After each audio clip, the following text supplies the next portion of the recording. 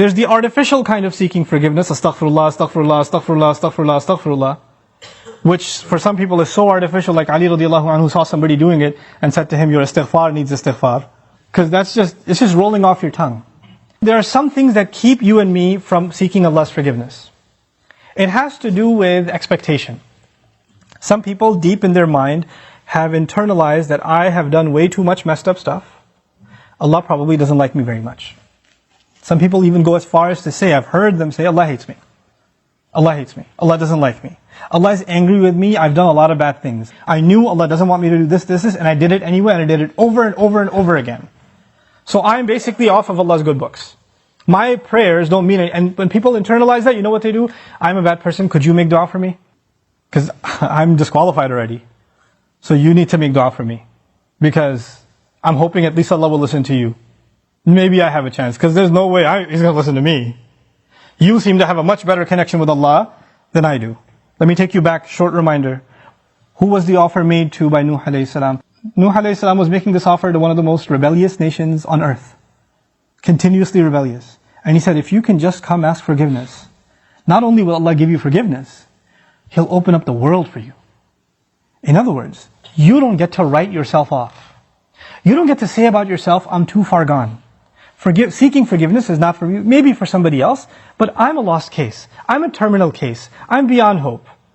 I'm already done for. If anything, my mom will make dua for me. Or this one will make dua for me. And this is where shaitan comes. Shaitan uses that. When shaitan, he takes advantage of the hopelessness of people, and that's one of the doors to shirk. You know that? One of the doors to shirk. Why? Because then religions come, false religions come that say, you're too messed up, let Jesus forgive you. You be good to Jesus, He'll take care of God for you. He'll be in between. Or they'll place somebody else in between. This saint, go to his grave. Go ask him, be good to him, put some chocolate in front of his grave, and he'll ask Allah to take care of your problems. Because you're too messed up. You can't deal with Allah, He's too angry with you. He, however, was in Allah's good book, so you go through him. This is how shirk opens up. In other words, the essence of our direct connection with Allah, which is what Iman is, which is what Tawheed is, which is what La ilaha illallah is. The essence of it is you get to ask Allah directly for what you need. And I'm telling you, I'm reminding myself, the thing we need the most, because it will take care of all of our needs, is seeking forgiveness. Now, there's a seeking of forgiveness by the tongue, and there's a seeking of forgiveness by the heart.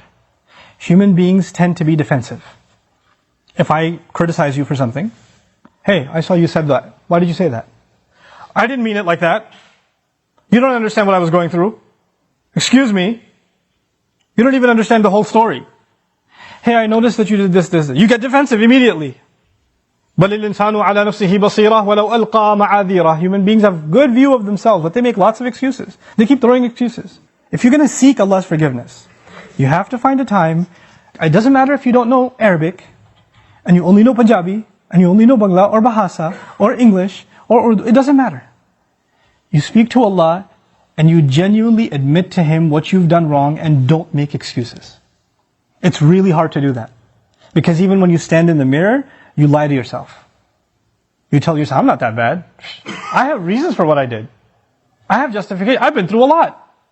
But when you're going to come in front of Allah, you have to forget about justifying. Because all of your justifications, He knows them already. He knows what you were going through. He knew it was a tough time. He knew that this was overwhelming you, that was overwhelming you. I was under a lot of stress, Ya Rab, that's why I drank. Don't give Him the reasons. He knows your reasons better than you do. You need to come to Him openly, without any filters, without any hesitation, with no guard, with no shame. You're embarrassed to even admit this to anyone until you completely, openly admit to Allah how messed up you've been and how you've messed up. Completely openly. And as you do it, let me tell you, as you start verbalizing those things, I would be hard pressed to think tears are not going to roll down your eyes. It's impossible for a human being to open up so vulnerable before Allah, before anyone, and especially Allah, to open up so much and then not believe, not have tears roll down their eyes. Because it's a moment of weakness. To the world, you have to show yourself as strong and confident and you're just fine. Everybody sees you and thinks everything's okay. But the only one who gets to know nothing is okay, there's a lot of problems, is Allah. You have to open up to Him completely, and then you're going to be in a position to ask for forgiveness. Then you get to beg in sajda.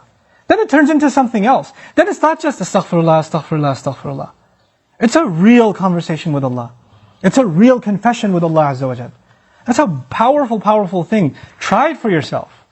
You have to find time alone to yourself. You have to make sure nobody else is listening. You can't even do it in the middle of the night. You get up from the bed, the wife is still in bed, you sit on the side of the bed, Ya Allah, forgive me, and she's listening. You can't do that. Be in the car by yourself. Doesn't matter. Be somewhere alone. This is just your time with Allah. Your alone time with Allah. And verbalize it. Hear yourself say it. There's one thing to just whisper it. And if you're just going to memorize a bunch of du'as in Arabic and you don't even know what they mean, and just recite them, if you're going to keep doing that, and those du'as are beautiful, they're powerful, but if your heart isn't speaking them, your tongue is speaking them, then you're not seeking istighfar yet. May Allah reward you for the dhikr that you're doing, for every harf that you're reciting, but that's not istighfar. Istighfar is something else. And when these tears come down, when this starts opening up, then the sky opens up.